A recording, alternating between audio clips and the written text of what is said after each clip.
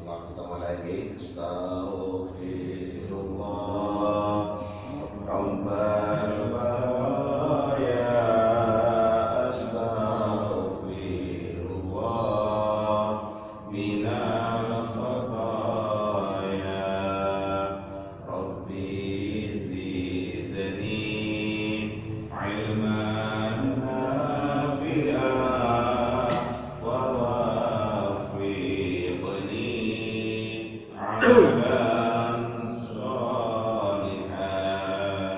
Astaghfirullah Rabbal baraya, astaghfirullah minal khataya, Rabbi zidni ilman nafi'an wa wafiqni amalan sholihan.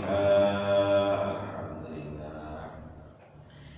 Bismillahirrahmanirrahim. Assalamualaikum warahmatullahi ta'ala wabarakatuh. Alhamdulillahirabbil alamin. Nahmaduhu wa nasta'inu wa nastaghfiruh wa na'udzu billahi min syururi anfusina wa min sayyiati a'malina.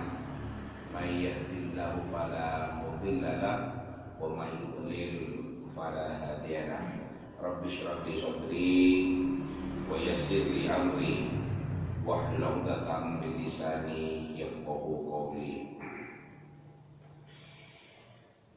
Para jamaah, bapak-bapak, ibu-ibu, hadirin sekalian, sehat-sehat nggih.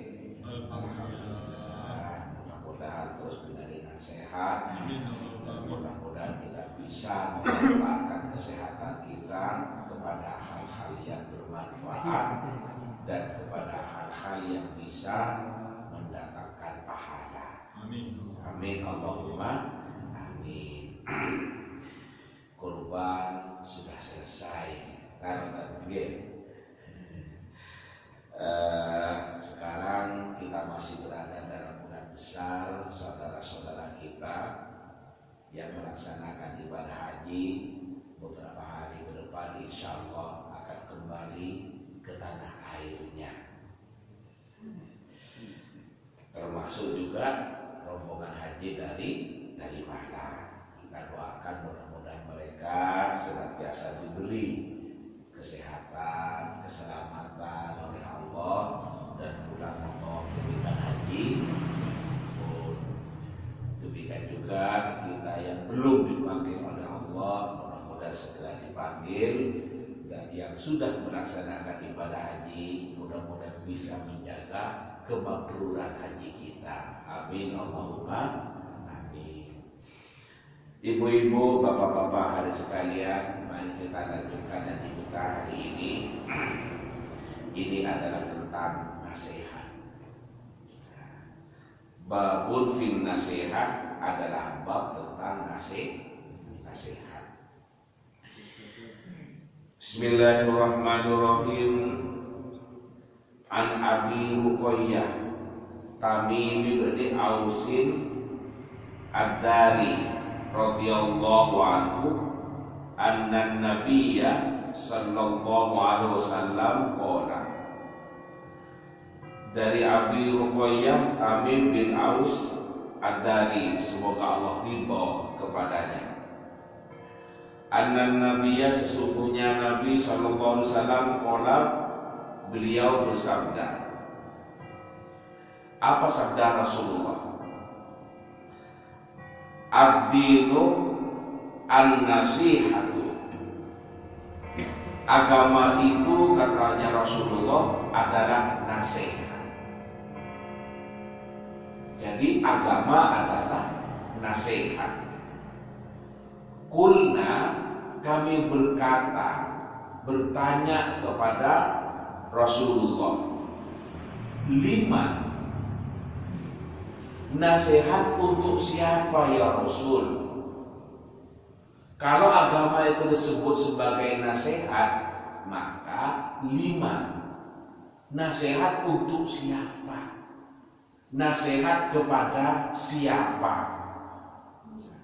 Qala, beliau menjawab, lillahi, nasihat kepada Allah, wa li kitabihi, dan nasihat kepada kitabnya Allah, wa li rasulihi, dan nasihat kepada rasulnya Allah, wa li a'immatil muslimin, dan nasihat kepada pemimpin-pemimpin orang Islam.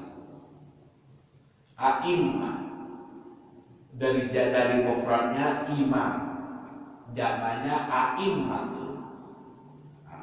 Wa li a'immatil muslimin, dan pemimpin-pemimpinnya umat Islam.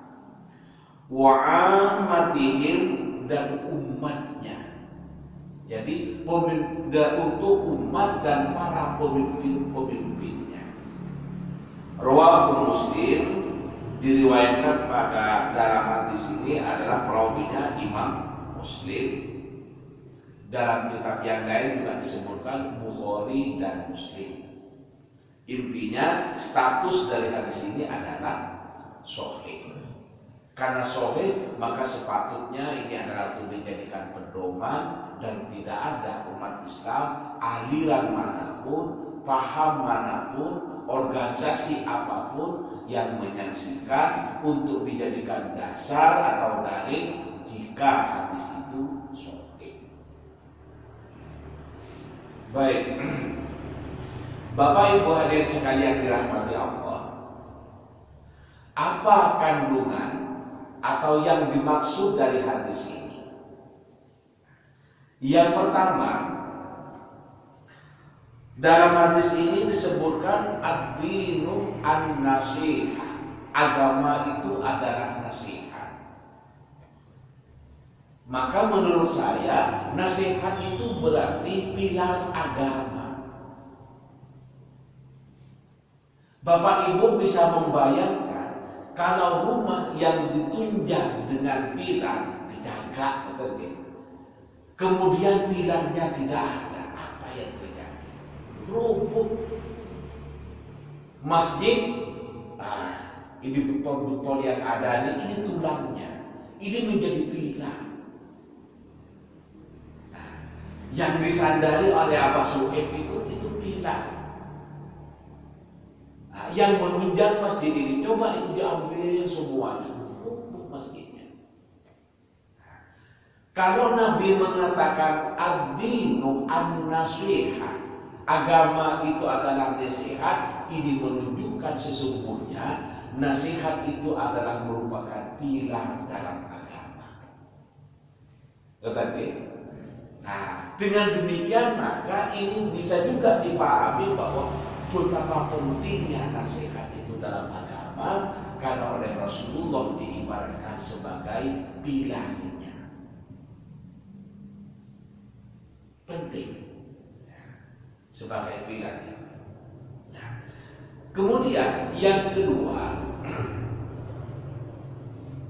nasihat itu adalah menjadi hal yang penting. Ia merupakan perintah, menunjukkan sebagai pentingnya nasihat. Ini berarti bahwa kita itu sebagai umat Islam diwajibkan untuk saling menasihati. Ada yang dinasihati, ada yang memberikan nasihat. Saling menasihati. Kalau nasihat sudah tidak ada, berarti sudah tidak ada agama. Artinya apa? Tinggal menunggu waktu kehancurannya. Karena itu maka kita bersyukur kalau masih ada ulama-ulama kita yang bersedia memberikan nasihat. Kalau saya lihat di dalam Al-Quran, ini kan hadis, berarti sabda Rasul. Nah sekarang dalam firman Allah, Allah Subhanahu wa Ta'ala menyebutkan begini, wal asr innal insana lafi khusr illal ladzina amanu wa 'amilus sholihati wa tawashaw bil haqqi wa tawashaw bis sabr.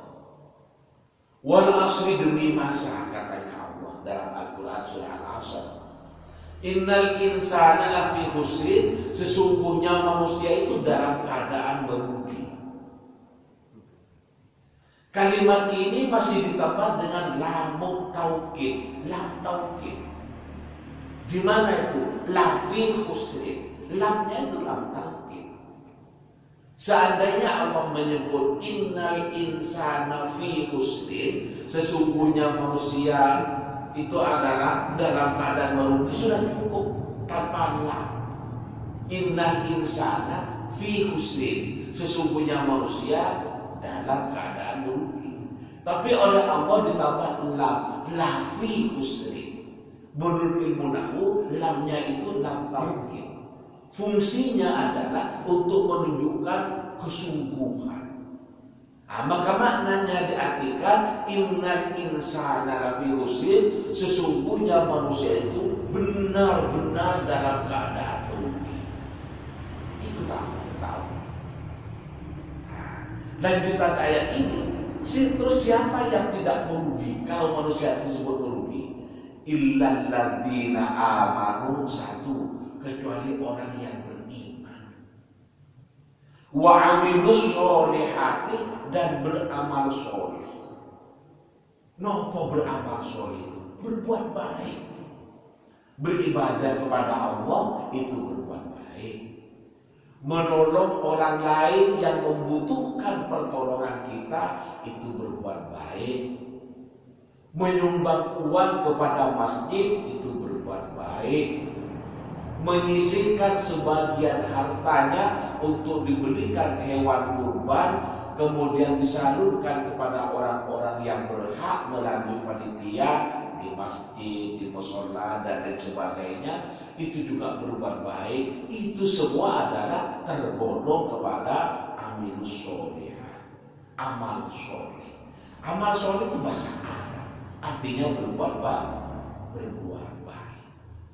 Memberi uang kepada orang tua itu berbuat baik, itu namanya amal sholih. Berbakti kepada orang tua, kalau tidak bisa memberikan uang, paling tidak memperlakukan orang tua dengan cara yang santun, dengan cara yang sopan, itu juga sudah amal sholih. Berbuat baik. Illal ladzina amanu, kecuali orang yang beriman, wa 'amilus sholihati, dan berbuat baik atau amal sholih.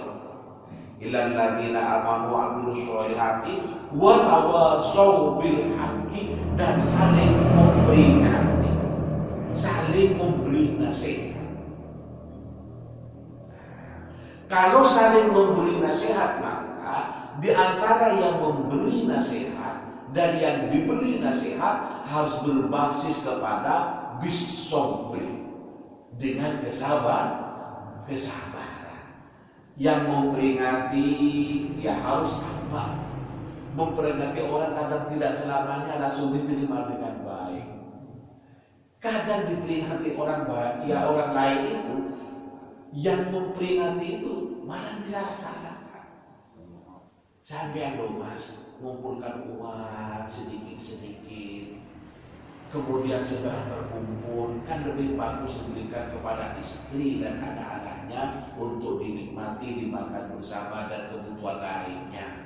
Kenapa sih kok sampai diberikan miras, kok diberikan minum-minuman keras, kok dibuat mabuk-mabukan?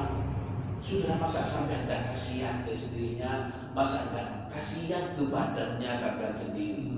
Lu kalau ngomong kayak ustaz lu, dianggap kayak ustaz. Padahal itu memberikan peringatan yang baik. Artinya apa?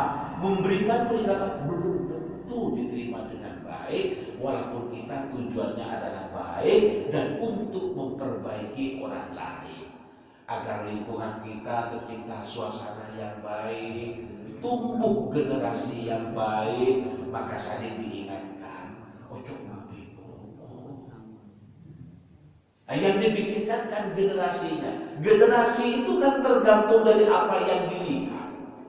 Kalau senior-seniornya, tiang-tiang sepah atau orang-orang yang lebih tua dari dirinya, tiap hari minum.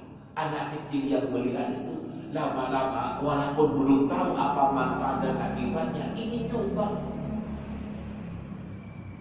Jatuh itu ngomong, bisa coba. Asalnya sembunyi-sembunyi. Orang minum pakai uangnya sendiri, minum sendiri, kemudian tidak bisa ditegur, tidak bisa, harus ditegur. Kenapa? Itu bisa merusak pada generasi. Adik-adik kita yang melihat ingin coba-coba. Nah, kalau yang mencoba satu, kemudian minggu depan dua, akhirnya lingkungannya jadi apa?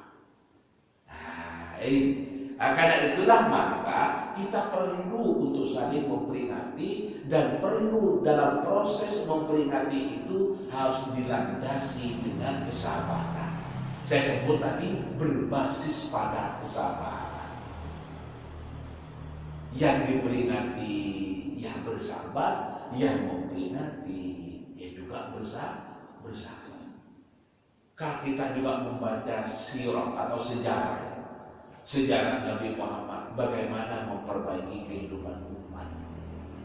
Masya Allah, sampai pernah dilempar dengan batu, seperti sejarahnya Nabi waktu di Taif, dilempari dengan batu sampai batunya kena ke giginya, patah giginya Nabi. Memperjuangkan ajaran kebenaran tidak selamanya diterima dengan baik. Nah, inilah watawasau bil haqqi, harus dilandasi dengan kesabaran, karena memang faktanya dalam kehidupan seperti itu. Ngerti? Nah, ngajak orang berjamaah tidak semudah itu. Ya, cak sampai di sini, aku benih-benih ya. Ada kayak gitu. Benih-benih. Iya, kalau umurnya panjang, ya namanya umur tidak ikut punya, kan dia. Nah, selain dari itu kita memberi nasihat kepada orang lain, kita juga berdoa mudah-mudahan Allah memberikan keterbukaan hati. Orang kalau sudah hatinya terbuka, diajak kebaikan akan menyambut dengan baik. Karena hatinya sudah terbuka. Kalau hatinya sudah terbuka, dalam bahasa agama itu yang disebut dengan dapat hidayah. Orang kalau sudah dapat hidayah, insya Allah akan senantiasa berada dalam kebaikan dan kebenaran. Ngerti? Jadi nasihat itu adalah menjadi penting. Nasihat itu adalah menjadi penting, karena nasihat itu adalah pilar agama. Jadi jangan bosan-bosan dalam memberikan nasihat, walaupun bisa jadi memberi nasihat hari ini ditolak mentah-mentah misalnya, harus sabar, karena ngajar kebaikan. Kita adalah ibda biman ta'ud, mulai dengan orang-orang yang menjadi tanggungan kita, orang-orang yang dekat dengan kita, yang suami ngajak istri, yang istri ngajak suami, orang tua ngajak anak, ngajak pada kebaikan. Subuh sudah diajak bangun istrinya, kan ngajak kepada adik bangun deh. Iya mas apa? Subuh. Istrinya juga gitu, kalau kebetulan suaminya yang tidak rajin berjamaah, istri ngajak mas bangun mas, apa deh? Subuh. Apa ibu?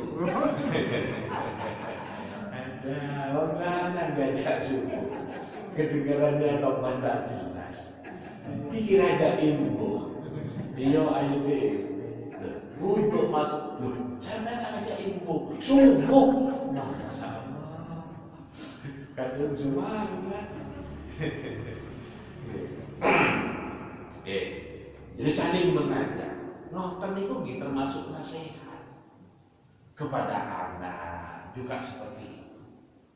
Karena anak itulah generasi yang akan melanjutkan setelah kita tidak ada. Siapa yang akan mengisi masjid setelah yang sepuh-sepuh ini tidak ada? Ya generasi kita, anak-anak kita. Maka perlu anak-anak kita dikondisikan kepada hal yang baik dengan nasihat-nasihat yang benar. Kalau nasihat sudah tidak ada, dari mana mereka akan mendapatkan sumber kebaikan? Dari nasihat. Nah, di era seperti sekarang, Bapak Ibu hadirin sekalian yang dirahmati Allah, nasihat itu sesungguhnya banyak. Tetapi semangat untuk menerima nasihat itu yang tidak semua orang bersedia. Di TV misalnya, ada yang entertainment, ada yang hiburan, ada yang cerita, banyak juga yang nasihat. Dikemas dengan ya siraman rohani, dikemas dengan acara hal dan ikhwan, dikemas dengan mutiara suku, dikemas dengan macam-macam. Tapi semangat kita kadang ditinggal hal-hal yang seperti itu. Kita bersyukur masih ada yang mau memberikan nasihat. Yang lebih penting lagi juga, ayo kita nikmati, kita ikuti nasihat-nasihat yang ada. TV ini dianggap sering merusak, sesungguhnya di TV juga banyak nasihat. Di internet juga begitu. Tinggal apakah yang kita ambil yang nasihat atau yang kita ambil yang hal-hal yang tidak memberikan manfaat. Maka pilihannya ada di kita. Nah, kita jadi orang tua kepada anak-anak kita lah yang harus menjadi manajer, manajer yang mengarahkan anak agar anak menjadi bijak dalam menggunakan HP-nya, agar bijak dalam menonton TV. Ini namanya HP, isinya itu macam-macam. Kalau diberi aplikasi Al-Quran, maka dibuka ya Al-Quran yang benar. Tapi kalau diketik tentang film-film porno, ya film porno yang keluar. Disinilah pentingnya orang tua untuk memberikan arahan yang benar. Karena itu katanya Al-Ghazali mengatakan al-ummu madrasatun wal abu mudiruha.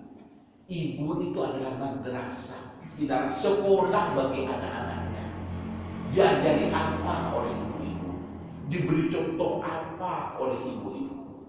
Wal abu mudiruha, dan bapak itu sebagai manajernya. Arahkan kemana anaknya akan benar. Maulid dikemanakan anak kita. Kalau orang-orang tua dulu tuh maulid itu keliaran, itu dianggap sangat tidak boleh, disambreki orang tua dulu. Maulid itu kan kemusola kan buatan awal-awal ya zaman itu. Kalau enggak dipecurti, disambreki.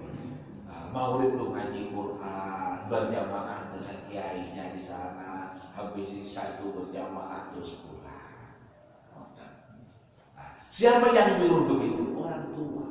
Diarahkan anak itu ke jalan yang Ustaz, sekarang sudah ngajinya tidak habis maulid. Kapan?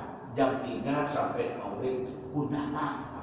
Itu kan hanya berubah waktu, tapi intinya tetap belajar baca Quran, tetap belajar bacaan-bacaan sholat.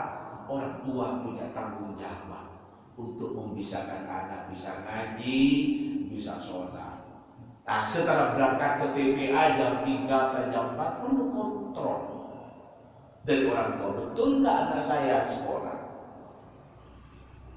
Betul nggak anak saya ke TPA? Kalau Jumatan, betul nggak anak saya sholat? Jangan-jangan anak saya hanya mengganggu orang lain yang sedang sholat. Jangan-jangan anak saya hanya mengambil nasi Jumat berkah, selesai ngambil dibawa ke pos, jagongan dikancang-kancani, makan nasi dari masjid, dikira oleh orang tua Jumatan, sholat Jumat, karena tadi ngambil songkok dan sarung. Ternyata sarungnya hanya dipikul. Kok tahu? Di sebelah saya itu kan ada posnya apa? Anak ini kok jagongan makan nasi bungkusan dapat dari mana ini?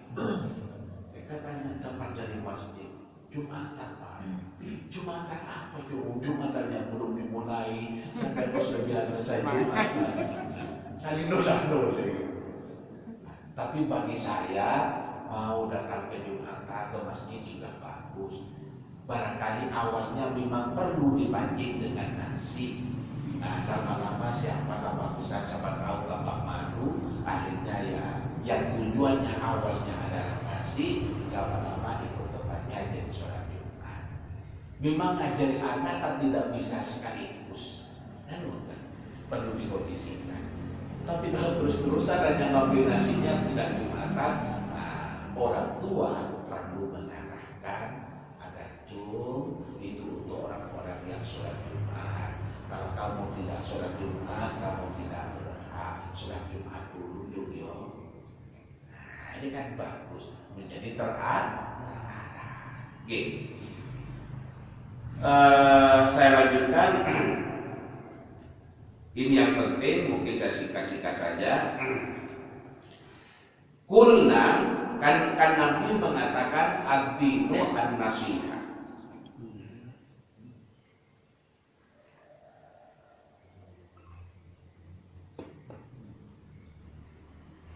Agama itu adalah nasihat. Kulna, maka kami bertanya kepada Nabi, 5. Nasihat kepada siapa? Nabi menjawab dalam hadis ini, lillahi, kepada Allah.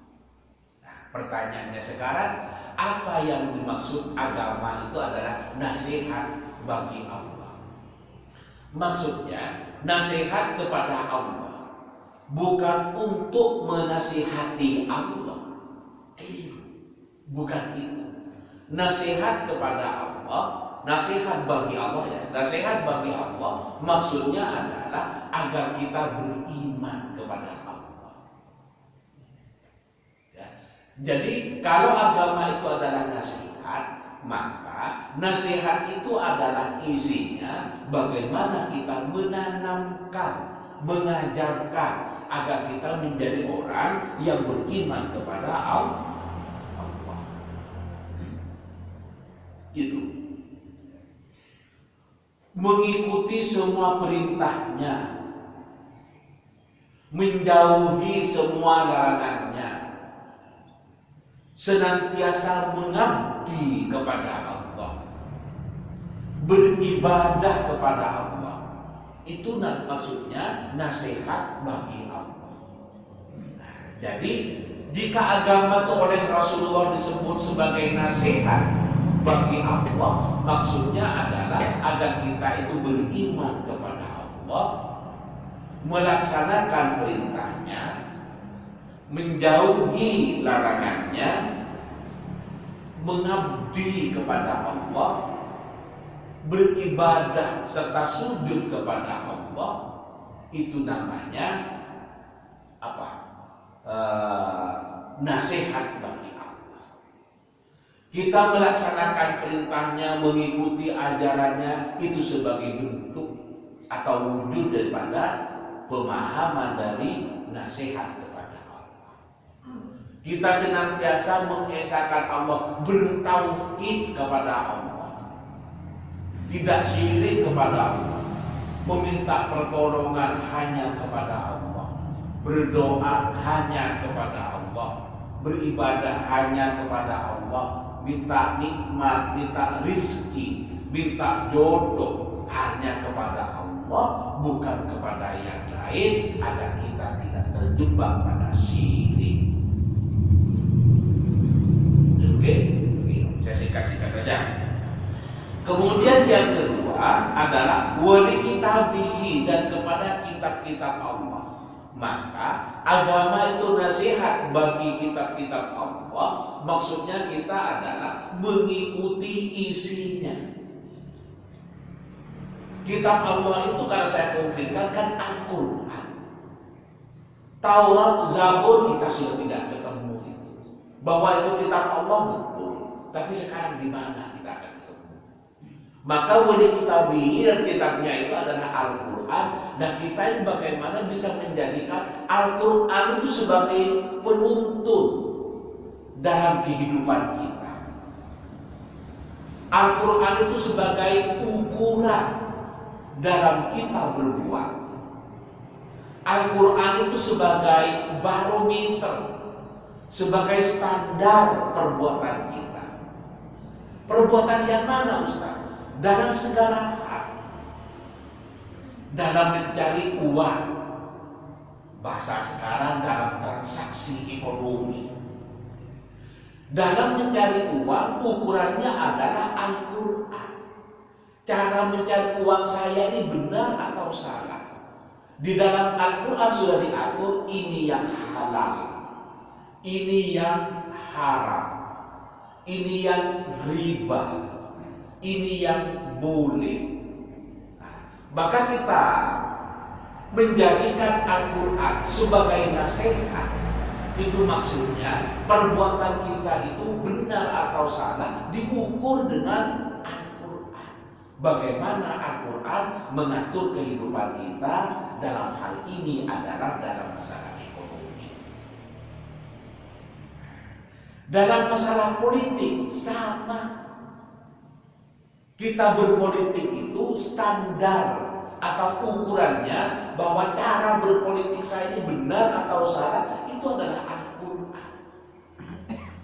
Al-Quran mengajari ada amanah, ada tasbih, ada kejujuran, ada tanggung jawab, ada toleransi dan sebagainya. Itu berpolitik. Kalau kita jadi DPR mengatasnamakan wakil rakyat, apa betul kita sudah menyuarakan aspirasi rakyat? Kalau betul, maka berarti kita menjadi politisi, menjadi DPR, atau dalam bidang politik kita sudah menjadikan Al-Quran sebagai penuntunnya. Karena Al-Quran mengajarkan begitu, ngajari amanah, ngajari kejujuran. Nah, sebaliknya, kalau kita malah menjadikan rakyat hanya sebagai ladang untuk memperoleh kekayaan, maka itu namanya tidak amanah. Sebelum dipilih adalah waktu kampanye, seolah-olah akan membela agama, nyebut-nyebut agama. Ternyata agama hanya untuk menyedot rasa simpatisan orang lain agar rame-rame mendukung. Setelah jadi DPR, setelah jadi polisi, ternyata tidak membela agama. Misalnya bahkan ada anggaran masjid juga ikut dikeplang. Na'udzubillah. Jadi dalam apa saja, ini dalam politik, dalam rumah tangga sama saja.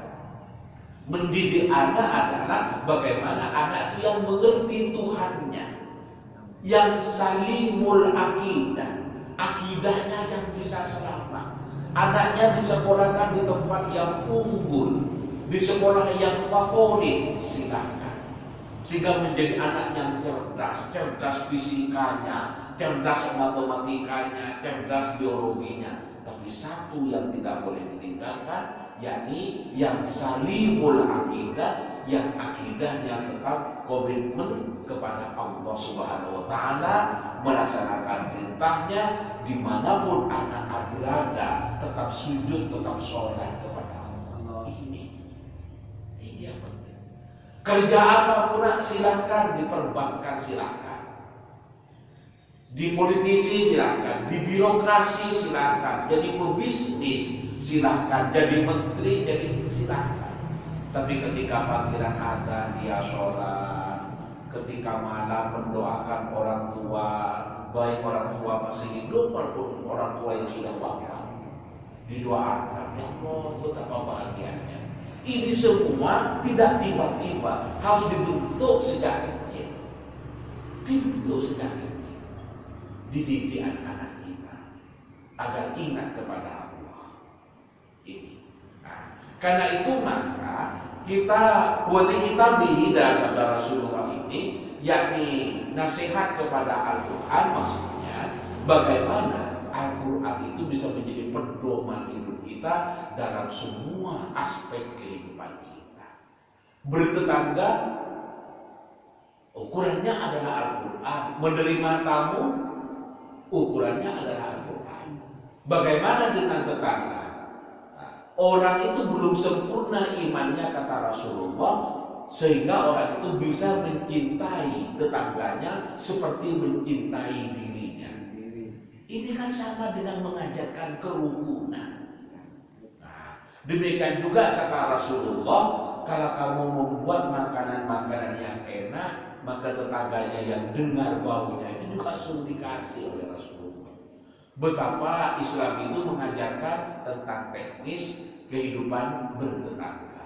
Bahkan bukan hanya itu, ukuran-ukuran atau perbuatan-perbuatan pribadi sekalipun sampai masuk ke kamar mandi, masuk ke WC diatur. Maka orang yang beriman kepada kitab adalah menjadikan Al-Quran sebagai standarisasi perbuatannya. Jelas ini? Sebagai barometer ukuran. Kemudian selanjutnya wali rasulihi, dan kepada rasulnya. Artinya apa?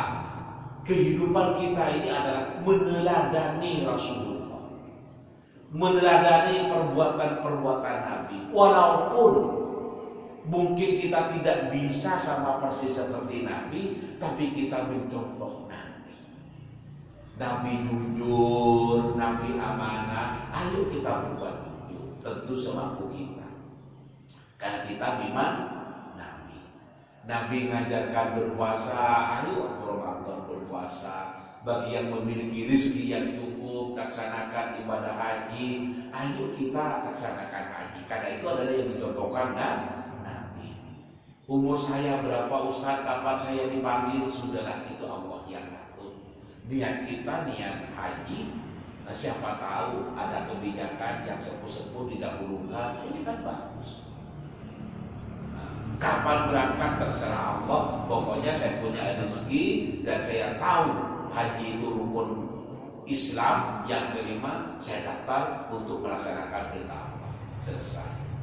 Yang terakhir, wali a'immatil muslimin wa 'ammatihim, dan nasihat bagi para pemimpin dan kepada para umatnya. Para pemimpin itu perlu dinasihati. Karena bisa jadi pemimpin itu dipengaruhi oleh kondisi-kondisi tertentu, didorong oleh orang-orang tertentu sehingga bisa berbuat tidak adil atau bisa bertindak tidak bijaksana. Pak wali kota itu juga manusia yang mungkin juga berbuat benar, tapi juga mungkin berbuat salah. Perlu diperingati, diperingati nggak mau di demo. Jadi wali kota aja tak benar, itu hanya 5 tahun dia. Harus benar. Kalau benar kita hormati. Li'a'immatil muslimin, itu bagi pemimpin umat Islam nasihat. Wa mu'ammatihim, dan umat manusia secara keseluruhan. Juga nasihat kepada kita semua. Jadi saya tarik kesimpulan, agama itu katanya Nabi adalah nasihat. Dengan demikian maka ini menunjukkan betapa pentingnya nasihat. Karena sebagai sesuatu yang penting, yang vital, maka saya katakan tadi nasihat berarti adalah sebagai pilar dalam agama. Karena itulah maka jangan tinggalkan pilar ini, karena ini akan menjadi tegaknya agama. Agama itu akan menjadi tegak selama nasihat-nasihat ke arah kebenaran itu masih terus bergelora, terus didakwahkan oleh kita semua. Berarti apa? Kita semua itu adalah berkewajiban untuk berdakwah, untuk memberikan nasihat tergantung kepada lingkup kita. Kalau kita tidak bisa berdakwah di masjid, paling tidak berdakwah di keluarga kita. Ayo ajak keluarga kita untuk menuju pada kebaikan. Insya Allah. Bapak Ibu hadirin sekalian, karena kita dibatasi oleh waktu, maka saya cukupkan sampai di sini dengan harapan semoga ada barokah dan manfaatnya. Amin. Allahumma amin. Mari kita akhiri dan di penghujung ngaji kita ini, mari kita tutup dengan berdoa. Mudah-mudahan doa kita dikabulkan oleh Allah Subhanahu wa taala. Al-Fatihah. Bismillahirrahmanirrahim. Alhamdulillahirabbil alamin. Arrahmanirrahim. Maliki yaumiddin. Iyyaka na'budu wa nasta'in. Ihdinas siratal mustaqim. Siratal ladzina an'amta 'alaihim ghairil maghdubi 'alaihim waladdallin. Bismillahirrahmanirrahim. Alhamdulillahirabbil alamin. Wassalatu wassalamu ala asyrofil anbiya'i wal mursalin sayyidina Muhammad wa ala alihi washabbihi ajma'in. Walhamdulillahirabbil alamin. Allahumma aghnina bil ilmi wa zayyinna bil hilmi wa akrimna bit taqwa wa jammilna bil afiyah wa tawaffana bi husnil khatimah. Allahumma alif baina qulubina wa aslih dzata bainina wa hdina subul salam wa najjina minadh dhulumati ilan nur jannibna al-fawahsha ma dhahara minha wa ma batan. Rabbana atina fid dunya hasanah wa fil akhirati hasanah wa qina adzabannar. Ya Allah, ya Tuhan kami, sehatkan kami semua ya Allah. Ampuni dosa-dosa kami ya Allah. Terimalah amal ibadah kami semua ya Allah. Jadikan anak keturunan kami semua ini ya Allah orang-orang yang soleh, orang-orang yang taat kepada perintah-Mu ya Allah, yang tunduk kepada kedua orang tuanya. Ya Allah, selamatkan kami dan anak keturunan kami kemanapun melangkah. Jauhkan dari musibah ya Allah, jauhkan dari fitnah ya Allah, murahkan rezekinya ya Allah, lindungi dan jaga hidupnya ya Allah. Amin. Allahumma amin. Rabbana atina fid dunya hasanah wa fil akhirati hasanah wa qina adzabannar. Subhana rabbika rabbil izzati amma yasifun wa salamun alal mursalin walhamdulillahi rabbil alamin. Al-Fatihah. A'udzu billahi bismillahirrahmanirrahim. Alhamdulillahirabbil alamin. Ar-rahmanir-rahim. Maliki yaumiddin. Iyyaka na'budu wa nasta'in. Ihdinas siratal mustaqim. Siratal ladzina an'amta 'alaihim ghairil maghdubi 'alaihim waladdallin. Amin. Akhirul kalam. Assalamualaikum warahmatullahi wabarakatuh. Waalaikumsalam warahmatullahi wabarakatuh.